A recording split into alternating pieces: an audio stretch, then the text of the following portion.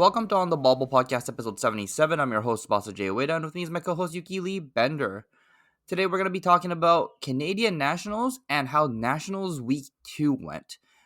Our Nationals is actually in the last week of the Nat season, so we actually get to see all of this information before we even decide on our decks.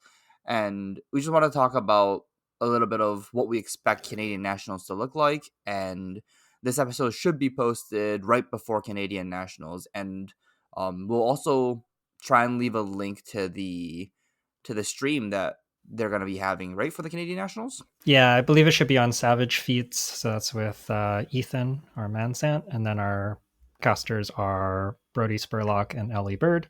Kind of funny that we have like two Americans from Texas casting Canadian Nationals, but yeah, it's an awesome lineup, so it should be really exciting.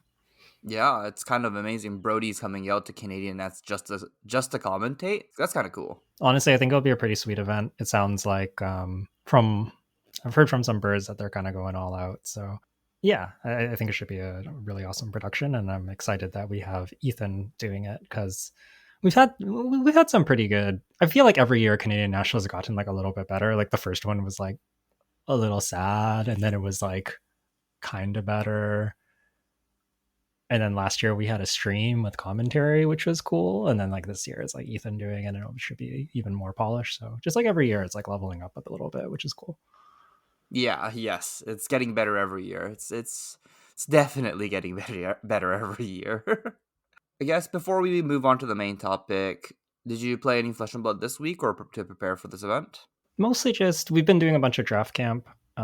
So we drafted 3 times on Saturday. We also had some people over earlier in the week to play CC. I went to an armory on Sunday as well. I was thinking about going to armory on Monday, and I was like, it's enough draft. I'll be doing more draft when I'm in Toronto. So yeah, mostly just been focused on limited. I think I'm pretty much locked on Zen for constructed.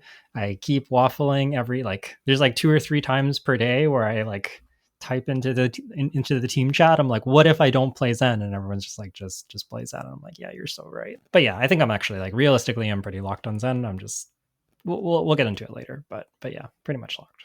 So yeah, it's sort of been my week. What about you? Have you been playing lots of Fab? Yeah, like same kind of thing with you. Like I went to your CC testing, I went to your draft camp, and then I just went to an armory yesterday on Monday, and we ended up doing a draft there. It was actually pretty good. I was in a 4 Enigma pod. I actually was able to go 3-0 in that pod. So I feel like I'm valuing the correct cards for Enigma and passing along bad Enigma cards and just picking up the right ones, at least just the ones that I need for the decks. And I think we just basically drafted it exactly how what we talked about in the How to Draft Enigma episode. I'm pretty confident about this draft format, I think, in general. I think I'm also pretty confident. I've drafted a bunch of new. I keep drafting new. Even when I try to not draft new, I feel like I end up drafting new. Yeah, the draft camp on the weekend, I think new was a little bit overdrafted. Some of the decks were a bit wonky. I tried like a super blue line new with multiple pathwall travels, and I decided that that was not it. I didn't do very well that draft, but that's part of why I wanted to try it at a draft camp. And then the other draft, I think I would have 2-1. We didn't end up playing the last round because it was the last draft and some people had to go. Yeah, overall feeling pretty good. New's the one deck. Like I feel like Zen and Enigma have remained pretty much exactly as our how to draft episodes, and New's the one deck where I feel like every time I play the deck, I learn something a little bit more. When I drafted it on Sunday, it was like a 4-2-2 pod with 4 Zen. And even though I was a 2 of New, like I had like I had like 5 pick to pieces, but I only had 1 red hiss. And my attack reaction suite in general is like a little bit weak. And I kind of didn't think that the deck would be that good, but it was kind of just fine. Like I had solid generics. I had some intimate inducement. We've talked about that card, how it keeps getting better every time we play it. Very good for me that day, and just like yeah, the deck was just kind of nice. Like I felt like I had to like really scrape for all my wins, but it felt pretty strong and pretty powerful. Yeah, no, that's fair. I think New is the deepest hero or not the deepest, but like the most intricate hero in this draft.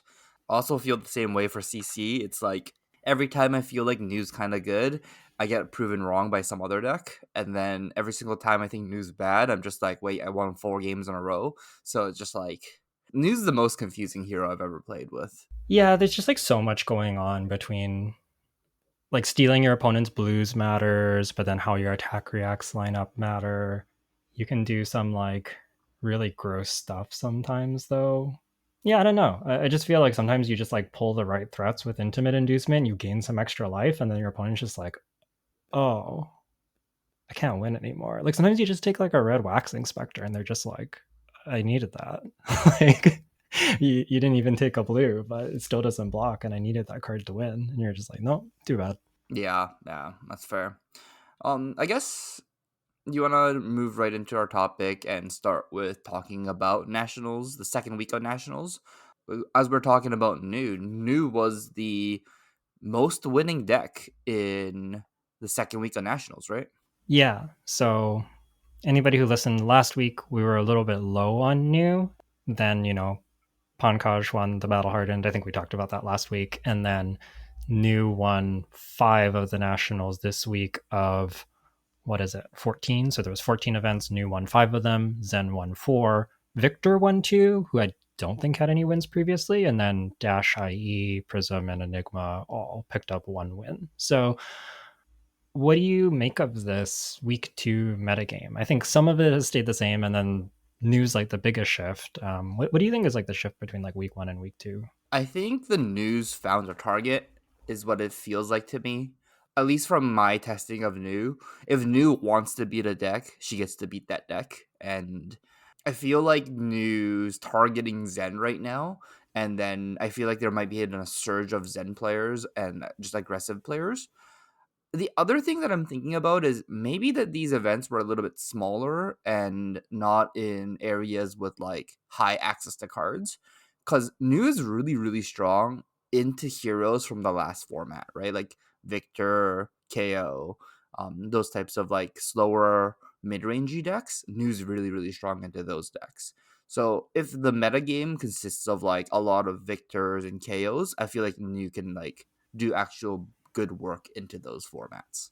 Yeah, could definitely be a factor. We know that she won some bigger events, like she won Germany, which I think was 160 or 128, and then she won France. I think one of them was 160, and then one of them was like 120 something. So she did win some big events. I can't really comment about access to cards. I think it's okay in those regions.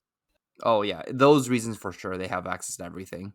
But yeah, maybe some of the other ones. So even though she picked up 5 wins, they may not have all been in large regions. But I agree with you. I think what we've seen is the meta kind of settle into like Zen being the deck to beat, New being a deck that beats that deck, at least in theory. We can talk about that more. And Victor picking up 2 wins, being the third most winning hero. I think also perhaps having some success due to the popularity of Zen, if I had to guess. Yeah, we kind of see like Enigma not that present, just picking up the 1 win. She had 2 last week. I think that kind of makes sense. Like not so good into Zen. Prism there has a decent Zen matchup. Dash has a reasonable Zen matchup. So it kind of feels like the meta has crystallized around Zen, decks that do reasonably well into Zen. And that kind of feels like the entire metagame right now, at least from like that winner's snapshot. Yeah, so do you want to talk about that actually? The Zen New matchup. I feel like a lot of people are talking about this. There's a lot of talk about how a lot of the Zen players go, "How do I beat New? I don't understand. They don't. They're like, I can't beat New." Well, how was your experience playing the Zen New matchup? I have a lot of thoughts about this. I actually want to start with yours, if that's okay. Yeah, that's fine. Yeah, I think so. I'm not sure if it's like I don't know what the big difference is. Is maybe is my list. I'm playing kind of unconventional new, or at least it's not what like the meta new decks are looking like. So I feel like I'm having a lot of troubles into Zen, and it feels like a 50-50 matchup, maybe like a 40-60 favor towards Zen. And it always feels like an uphill battle for me to try and beat the Zens. I know like Pankaj's list with a little bit more disruption with like sensors to pair it with Siren's Call is doing a lot of work against these Zens. But Yeah, I'm not exactly sure if the Zen player is playing very correctly and being very patient. It feels like New's still gonna have a hard time winning, but maybe that's just like our local meta here, and I'm not exactly sure. Because like when I went down to Tacoma, I actually didn't have that much trouble against the Zens. I played against five Zens in like 7 rounds or something like that. It was 8 round events. I played 5 Zens in an 8 round event, and I went 4-1 against those Zen players. So yeah, I'm not exactly sure what the actual difference is. Maybe it's like a slight Zen decklist difference that's making me feel like the Zens that I was playing against earlier was like a little bit more weak to disruption. I think there's a few things going on. I think decklist does matter. The more cards like Enlightened Strike, Mauling Chi, like good 2 card hands that Zen has, the better the matchup for him. I think that Snag is important, but not as good in the matchup as people think. I think people like baby that card and expect it to be a blowout, when in reality it just kind of like lets you have to worry about less possible threats and maybe just like take a really safe armor block. And then if they don't use it, you can just use Snag to transcend. I think is like kind of the more powerful play pattern with that card, rather than being like, I'm gonna wait for them to give like +10 and then New just like does it and blows you up because she reads that you have a Snag. But I do think that card's important. And I think the other thing is like, my take is that you just get a skill matchup. Like, I think it's extremely skill dependent. I think it's extremely pilot dependent. And I think that if either side has a significantly better understanding of the matchup, they'll probably be favored. It's probably a little bit. New's a very hard deck. I think. I think at like the floor though, it's a little bit more punishing to be the Zen player, because it feels like there's a lot of places where you can make a mistake blocking and just kind of blow up and lose the game for it. So I think that New's very punishing to play against in the way that like Dory is. But then as you move like up and up in skill level, I think both sides are actually very challenging. What's weird about this matchup to me is that I've had a lot of very strong players. I'm not going to name anybody, but I've had a lot of very strong players tell me how good they feel about their new list into Zen. And then I play it, and then I have a 50% or positive win rate into them. And then they're like, all the other Zens I played was so much easier, but then playing into you is really hard. And I don't think it's like that much of a decklist thing, so much as like maybe because I've played a lot of new, and I've played a lot of like Lexi into Guardian, which is sort of like a similar disruptive deck. So I think I'm pretty comfortable at navigating that matchup. And maybe like that's the difference. I've also played with other people, like some locals, and kind of like talk them through the matchup and notice them over the course of a few games get from like, I felt like I was smashing them to new into like, this match was pretty close and I like lost a match. So I think that there's like a huge experience factor on the Zen side, and Zen needs to block, like you said, very, very patiently. I feel like new is almost like a test of your opponent's patience, where it feels so bad because your hand's getting ripped apart and you're just like, oh, my turn doesn't do anything. But then when you look at it, you're like, I took like 4 damage. I wish I could do 4 damage. Yeah, it's just like man, like I took 4 damage from the new. We go to the next turn, and like, yeah, she keeps doing that 10 times, I lose, but like, she has to keep doing it. Like, I'm not out of the game because I took 4 damage and my turn fell apart. Like, I'm still in it. But I think that you have to be really careful. And I don't know if you would agree with this, but I think the key to that matchup is when Zen uses his equipment. I think you get like either two medium turns or one very big turn, depending on if you cash in stride and traverse at the same time. And Zen kind of needs to get a life lead with those. And if he gets a very big life lead, he can usually close out the game, and like New will try to like claw it back, but not be able to. But if the life totals are a little bit too close after he uses equipment, I find New can usually kind of squeeze out a win. Yeah, I think that makes a lot of sense. Typically, like playing the new side, how it feels to me is I could be like a 20 life lead against Zen, and then if I miss a turn of disruption, then that 20 life lead kind of just disappears. So there was like a Zen game where I was at 30 and the Zen was at like 9, and then they cashed in. I like kind of missed on the disruption. It was just like attacking for a weakest link, and they just cashed in their whole equipment suite and did 32 damage to me, or presented 32 damage to me. Ended up having to like block 6, go to 5, and like the game was super close. I ended up losing that game. But it feels like as long as a Zen player doesn't give up the game, it's gonna be tough because it's impossible for the new player to have a disruption every single turn. I guess it's not impossible, but it's close to impossible. Like if you play 10 turns, like new will miss a disruption on one of those turns, most likely. Yeah, I agree with that, and I think it's often a matter of like how ahead Zen can get from that turn and really making that turn count. So I think if you're playing from the Zen side, a lot of people have been asking in the Patreon actually about how to play this matchup, and I think a lot of it is about being super patient, have a really good arsenal like an Art of War or an Ancestral Harmony, and just wait. Just if your turn, like if you can play through their surgical and you don't want to deal with their tricks, then sure, play your 2 card hand. But if your hand just is going to fall apart as soon as they take 1 card, like just block, conserve life total, go to your next turn. You're going to find your window, and hopefully it will be good enough. And sometimes it won't. Sometimes they'll just have exactly what they need, and that is the matchup. I think it's quite close, but I think that patience is really important. The one sort of like new-ish piece of tech that I saw in Pankaj's list as well as German Nationals list and a few others is Scale Peeler. I think Scale Peeler's fairly big in the matchup just because it kind of always says that you get a card as long as you can follow it with like a 6 power. If you go like Scale Peeler CNC, they kind of either like have to give you a card on the Scale Peeler, or if they give you an equipment on the Scale Peeler, you only have 5 block on armor, so you can't cover CNC. If you don't block the Scale Peeler, then your armor sweep blocks for 3, so then you have to give a card. So you kind of like always have to give at least 1 card, and I think that Scale Peeler has been kind of impressive for exactly that reason. So that's one thing that I haven't had as much experience into, and I think maybe makes the matchup a little better for new. Yeah, I'm on Scale Peeler now. I added it in last night. Yeah, the card is very good. It's like I guess do you want to talk about what we expect Canadian Nationals to look like? Yeah, sure. We can kind of jump ahead. So, Canadian Nationals, we'll tell you the format first. It's 3CC and 6 draft on day 1, then 3CC and a cut to top 8 on day 2, and top 8's played out on day 2. It's 160 players qualified. I imagine some of them won't be able to make it, but pretty big event.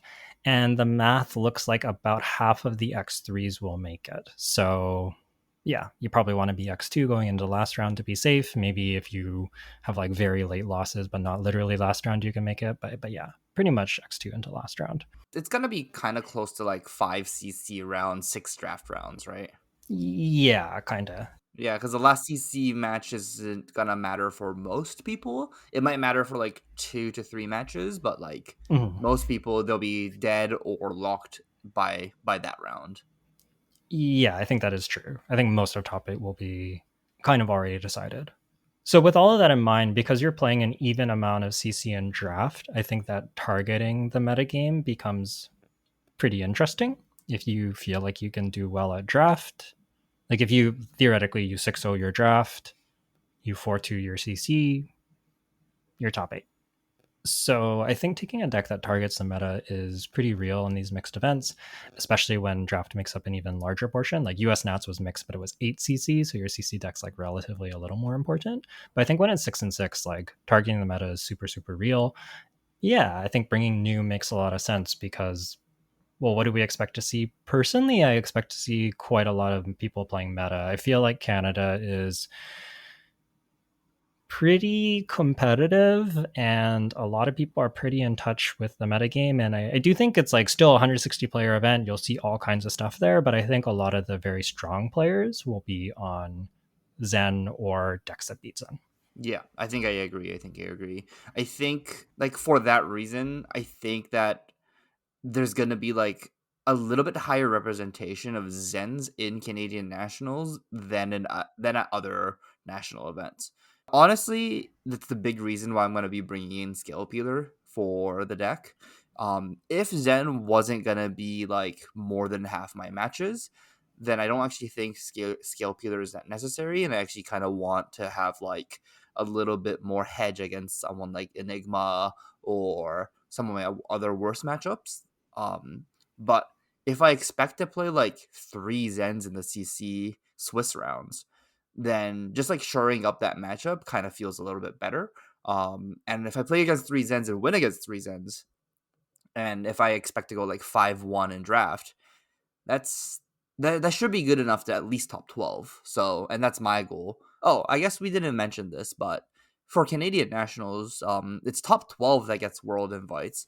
It's kind of a weird number, don't you think? I think it's actually interesting because I think that that makes it so that all, I believe all X3s, or at least like there's maybe like some weird configuration where some X3s don't top 12, but I think like on average, all X3s should top 12 and get a Worlds invite. So I actually kind of like that. It feels kind of bad to like have the right record but have lost in the wrong spot and then just be like, oh, I'm just like dead for Worlds. So I think that when the cut is like this and there's a bunch of people that's going to bubble at X3, or like a few people that's going to bubble at X3, it's kind of nice to have it extend downwards. I don't know if that's like the reason they included it, but I kind of like it. Yeah, same. I kind of like it too. Yeah, so you're bringing new. What makes you bring new? You've been playing new for a while. Do you think you're going to play new anyways? Do you like this metagame for new? Like how are you feeling about your choice? I actually really love this metagame for new. I think this current metagame is really, really favored towards new. All the decks that exist in the format currently, you can beat. It's New's one of New's hardest matchup is the first iteration of Enigmas that isn't teched for Zen. So basically the ones that play a lot of ward and try and do the most efficient plays as Enigma. And that version of Enigma kind of gets beat up by Zens, and the Zens keep those Enigmas in check, which means one of your worst matchups in the format is just like non-existent right now. And I kind of think that most people in Canada is going to make that assumption of that Zen is going to be very popular, and they're not going to bring Enigmas, which means that New's worst matchup kind of disappears from the metagame, and I feel like all the remaining decks are kind of new favored, or is the new mirror, which I think is the one of the most skill expressive matchups in the current metagame. Yeah, I agree. I think the mirror is very interesting. What about what about Prism and Kano? Because I think I'm New is the deck that I want to be playing. I don't think I will end up playing her, but I'm gonna pack her anyways. But the decks that give me pause are Enigma, which you mentioned, and I think I can kind of rationalize that. Yeah, maybe there won't be that much Enigma. Maybe they're more attack action based, so your matchup into them's a little bit better. How have you found the Prism and Kano matchups? The Kano matchup is kind of miserable. I have won some games against Kano. It doesn't really matter if you have AB3, AB2. I don't think that matters too much. If you want to shore up that matchup, you need to play Oasis Respites. And even if you do, I think it's still Kano favored. The issue with New is that we don't have enough damage, so we have to. So it's kind of hard to put pressure on the Kano player to force them to start acting, and we just give them too much time to like chip some damage and then just go off when they're ready. And having AB3 against the Kano player that thinks they can go through AB3 is it just doesn't work. And Mhm. that matchup becomes very difficult. I think the only thing you can really do is like, play the most efficient turns and try and hit them with like inland strikes and hit them as hard as possible. Maybe try and disrupt them with like a Bonds of Agony with a Just a Nick turn, something like that. But you know, even then, it's still a tough matchup. Um, and I think at this point, I think I'm okay conceding that matchup and be taking like that 20-80. Maybe I win 20% of the time, but most of the time, if I get paired into a Kano, I think I'm going to concede that matchup. That's fair. That's fair. Yeah, that kind of lines up with my very limited experience in the matchup, and also just sort of like how I imagine the matchup to go. I think especially with Kindle, man, AB3 is just not good enough. Sometimes AB3 Spell Void 1 is not good enough. When they hit and their wildfires just like for 8 or something, it's just like, okay, the AB3, I still take 5. Okay, I'm dead. Bye. Like, it's just so gross. Yeah, and it's like in some matchups where you can actually like put pressure on the Kanos, AB3 might be good, but like New just has such a big issue of like converting their hand into damage. Like if you get a 4-card hand, it's not doing 12 damage. Like it's so hard to do 12 damage with 4 cards. Yeah, and often when you do, you're like wanting to lead with the daggers, but the daggers cost a lot of pitch, so you're kind of going shields down, and it's like, yeah, your your damage as new is kind of always like backloaded. It's going to be on the last attack, which gives Kano the most options. Whereas like really what you want is like ideally like front loaded damage or even just like consistent damage. Like if like that's why KO at least before had a pretty solid Kano matchup is if you just like start with claw and they have to make decisions and you can choose to discard wind up after they block, like that's super good. But new doesn't really get to do that. No, we don't get to do anything. Or even better, like agility, you go command and conquer for 7 go again, and they're just like, oh no. Honestly, like the best start with new is like E strike for 5 go again, but you lose 2 cards to do so. So Mm-hmm. that's like the best start. You go like 5 go again with E strike into a command and conquer for 6. But sometimes they just stare at you and they go, okay, take 5, and you're like, blue and CNC. Is this one floating gonna save me? Yeah, this is why I moved away from AB3 and back to AB2 now, is because we don't have enough floating resources. It's so hard. I think the spell void is kind of nice though. Yeah, yeah, that makes a lot of sense. Okay, and then what about the Prism matchup, really quickly? I think the Prism matchup is interesting. I've been in games where it wasn't close, where Prism, like I Bonds of Agony at Prism, and then I get to play some of their Blue Heralds. Blue Herald Tenacity into Tenacity, and they like those games aren't close because they can't even pop their own heralds. What if they sideboard them out? I don't know if they can side all of them out. Some of the Prism decks I've been playing against have been able to side them out, but I think the matchup becomes very hard once they can side out all of their blues. mhm. If they can side out their Herald of Protection, Herald of Tenacity, Herald of Judgment, not Judgment, the -1 power. If they can side out all 9 copies, the matchup does get a little harder. But I think if you just play patient and if you play on rate cards, that matchup is okay. I think it's a little Prism favored, but it's not as devastating as it doesn't feel as devastating as Kano. Okay, that's fair. That's fair. Yeah. So yeah, I know that one of the Prisms at US Nationals that topped had sort of 12 blues and I think 8 equipment in their loadout, so they could theoretically board out the 12 blues and then just play whatever random yellows like Figments and just whatever else is in their deck. And I think that that made a lot of sense to me when I saw that.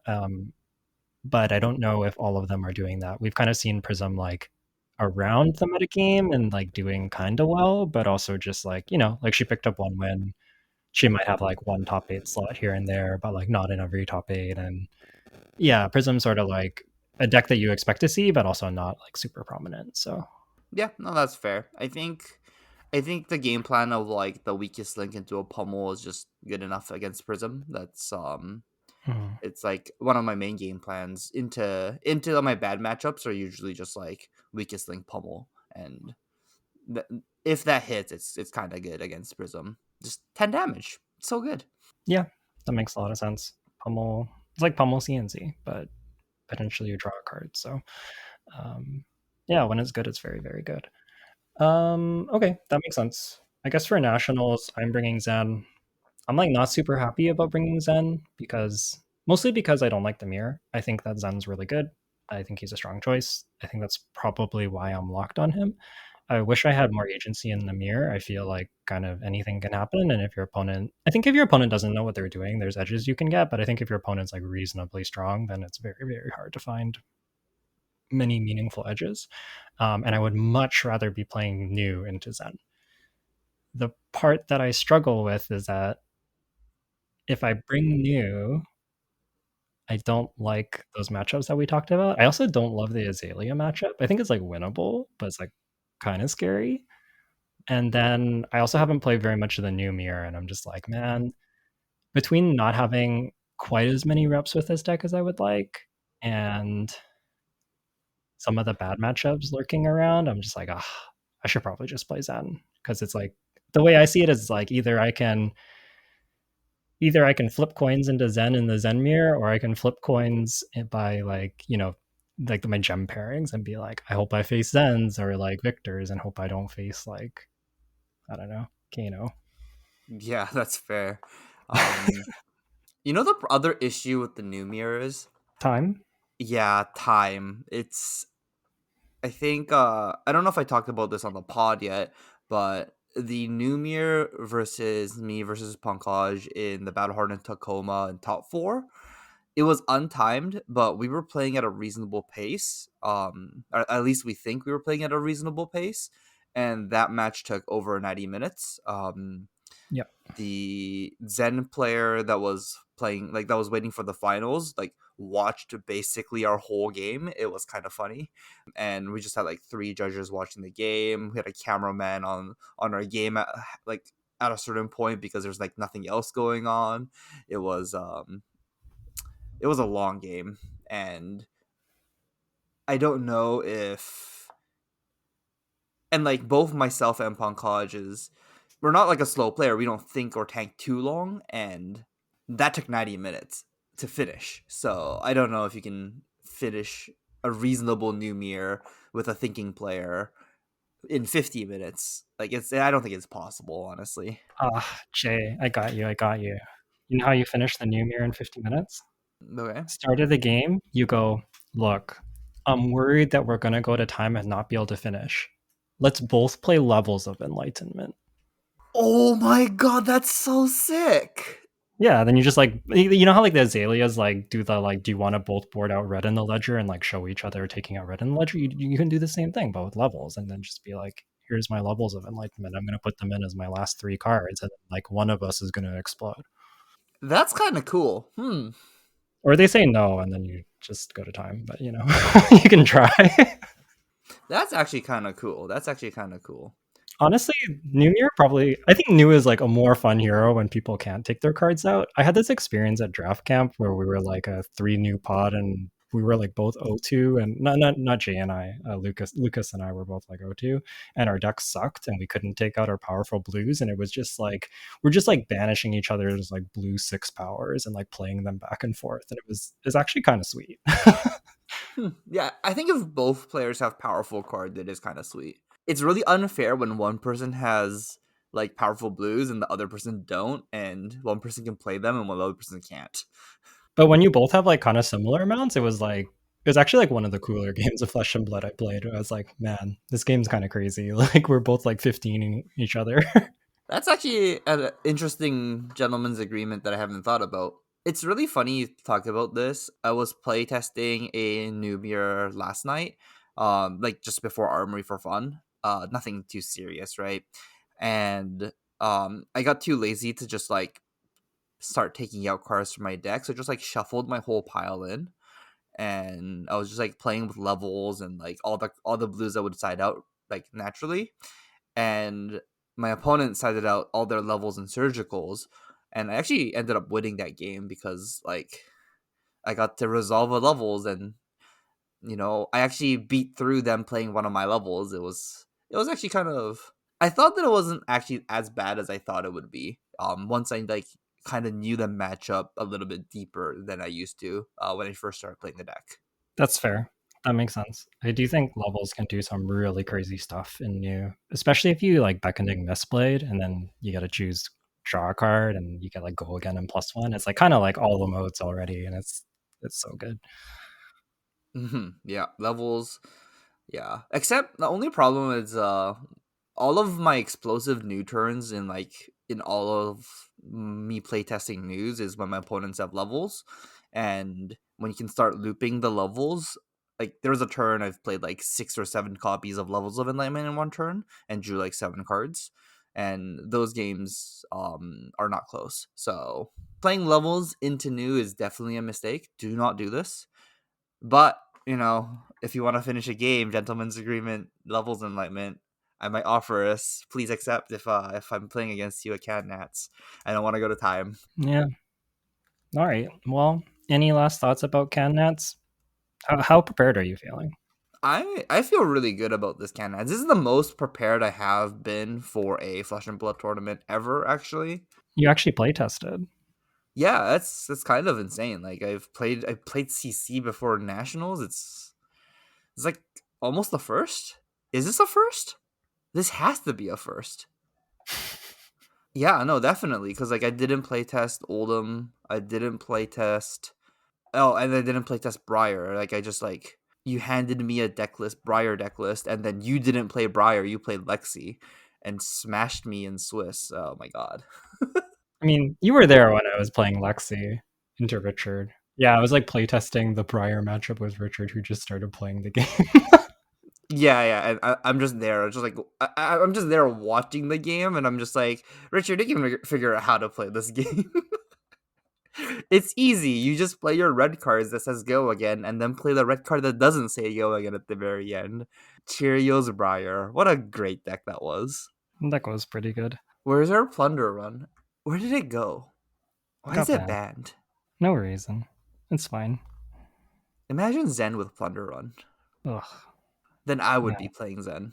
Yeah, that's fair. Imagine Zen with Belittle. I don't want to imagine that. That's fair. That's fair. Sorry, you were gonna say something? Yeah, I'm also feeling pretty good about this Nationals. I wish I liked the deck I was taking more, but I think it's good. I feel confident on it. I think it's the best deck. So it's hard to be too upset about it, and I feel good about draft. So honestly, I think I can do pretty well this Nationals if things go my way. And yeah, overall, feeling pretty excited about the event. I might even be more excited for Amsterdam, though. I'm sort of hoping that we get like a very small change to Zen, like maybe something just like, just like bringing him down a teeny bit. I think the metagame could be really interesting if it just like opens up like just a little bit. No, I like the current meta game. I'm okay with it. Just leave it as is. Like it. I, if the meta game changes, there's a possibility new becomes unplayable, and I don't want that happening. So, just leave it as is. I'm okay with Zen being this good. Yeah. Looking forward to Amsterdam, though. New is near the top of my list, maybe at the top of my list. She's like one of the couple of heroes I'm thinking about for Amsterdam potentially. Changes and whatnot pending, but she's definitely a hero I want to spend time on because I enjoyed her a lot early, and I think as the metagame's solidifying, she seems pretty interesting, and honestly, just like the deck that I would like to be playing right now. Anything you want to say before we start wrapping up the episode? I know it's gonna be a quick one, but not much else to talk about, right? Before the actual event happens. And then next week we'll talk about how we actually did at Canadian Nationals. Because by the time this episode comes out, we will be playing CanNats. And then next week we'll have the results for CanNats. And we'll post that as soon as possible. Yeah. No, I don't have too much else to say.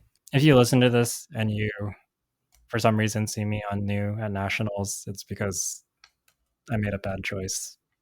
Not because I think New's a bad deck, but because like I don't think I'm really quite prepared enough on the deck. But I do want to play it. So I don't know. I'm gonna bring the deck. Maybe I throw and bring New, or maybe I bring New and just only play Zens. Who knows? I know that matchup. I can play that matchup really well. Or if you want like a more reasonable matchup against like the whole field, you can play my deck. I don't think that's happening. I have even fewer reps on that deck. That's fair. That's fair. If I was gonna play New, I certainly wouldn't take the New deck that I haven't played at all. That's fair. That's fair. I think that's going to wrap us up. Thanks for listening, everybody. If you still have nationals, good luck at your nationals or whatever other events you have coming up. If you want to reach out to us, you can do so on social media. I'm at Yukili Bender, and Jay is at Uweda J over on Twitter or X. And you can email us directly at onthebobble@gmail.com. If you have any questions or things you'd like to have discussed on the podcast, you can leave us a message on our Discord, and we're happy to answer those Patreon questions. So if you're interested in that, check out patreon.com/onthebobble. We have a bunch of content on there, deck lists, videos, etc., as well as just a great community with a little Discord that we have. So if you want to check that out, we would appreciate that.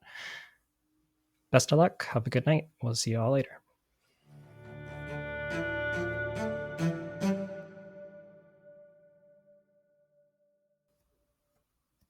For a sign off, I just want to mention something really small. It's like I'm gonna rant a little bit. I have so much bulk on my table right now. It's kind of crazy. I've just started sorting it. I thought I'll be done before I leave for nationals, but It's probably gonna take another week. And what's really great is that I found like about 100, over 100 M's in the bulk.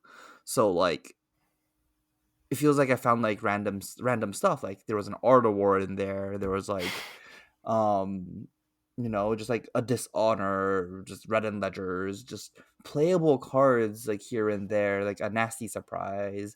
There's just like so many cards that were just like playable inside my like bulk box, and it's kind of nice finding some of these cards. Like mostly the Art of War. The Art of War was the biggest find. It's just like, look, now I have like 12 Art of Wars instead of 11 Art of Wars. Yay! I have too many Art of Wars. Yeah, it's always nice to find cards. Well, it's usually nice to find cards. Sometimes when I find cards, I'm sad. Why? Why would you just be sad? I don't know. Like, there was like one time that I thought I bought Cold Foil Coronet Peak, and then I couldn't find it. I'm like, oh, I guess I never bought it. So then I bought another Cold Foil Coronet Peak, and then I found my Cold Foil Coronet Peak from the first one and realized that I had it. I just misplaced it, but the card was like worth like $0 by that point, and I was just like, man, wasted so much money. You know what? That does feel bad. That does feel bad. I've had almost the same thing happen with like Grasp of the Arknight too. Like there's been a couple cards where I just like thought I had one, then couldn't find it, then bought a second one, and then find it later when the card's worth like nothing. I'm like, oh, why? It's okay though. I'm never gonna sell my cards. I like to pretend like I'll sell my cards, and I'm like, oh, I'm up money, but then I'll never sell it, and then eventually the card will be worth something again, and then it won't be worth anything again, and like maybe one day I'll sell it, and it won't matter. Yeah, you just have that personal feeling of like, oh, my collection went up in price, sick. Yeah. But then then you don't never actually like realize it, so it doesn't matter. Yeah, if you don't actually sell that cards, it really doesn't matter. Yeah, I think I'm like slightly the opposite. I actually do buy and sell a lot of the stuff, so it does kind of matter to me. And like right now, like at least in like the Vancouver community, I typically am the one that like has all the commons and rares that I would sell to people if if there's like a new player that needs. So I end up sorting all of my commons and rares as well, like even the extra ones. And that process is a long one. There's well over 30,000 cards on the table right now.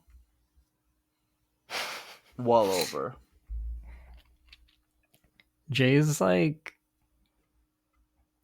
essentially working for a card shop without actually working for a card shop. Well, yeah, I don't think this is worth my time, but it definitely lets the community have access to the rares and commons.